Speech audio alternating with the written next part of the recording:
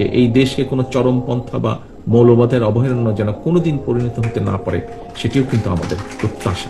আমাদেরকে যারা মৌলবাদী বলো,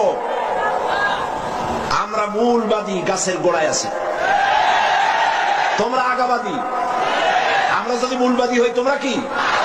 তোমরা আগাবাদী, আগায় বসে থাকো, বেশি বান্দরামি করবা না, আগায় বসে ফল খাও, পাতা খাও, আমরা কিচ্ছু পাবো না। কিন্তু ওইখানে বসে যদি ভেংসি মারো বারবার, 12 কোটি মানুষ এই গাছের গোড়া ধরে নাড়া দেবে, এক ছাকি থেকে দিল্লি গিয়ে পড়বি।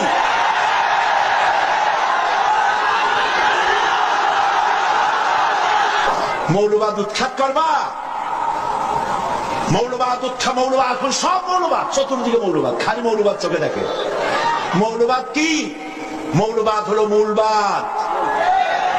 যে এই দেশকে কোনো চরমপন্থা বা মৌলবাদের অভয়ারণ্য যেন কোনোদিন পরিণত হতে না পারে, সেটিও কিন্তু আমাদের প্রত্যাশা। আমাদেরকে বলে মৌলবাদী।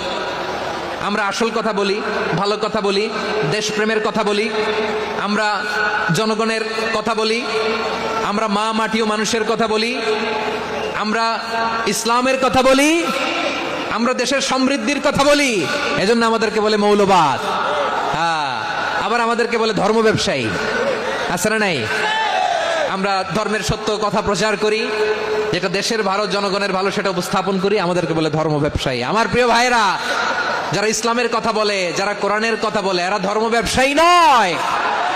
খবরদার, আলেমদের বিরুদ্ধে দাঁড়াবেন না। আলেমদের পক্ষে থাকলে আপনার জীবন উজালা করে দিবে কে? যে এই দেশকে কোনো চরমপন্থা বা মৌলবাদের অভয়ারণ্য যেন কোনোদিন পরিণত হতে না পারে, সেটিও কিন্তু আমাদের প্রত্যাশা। মৌলবাদীদের হাতে ক্ষমতা দেওয়া হবে না, এই কথা তো শেখ হাসিনা বলেছিল, এই কথা তো ইন্ডিয়া বলেছিল। সেই কথা যদি আজকেও বলে, আবার বলা হবে তুমি কে আমি কে, মৌলবাদ মৌলবাদ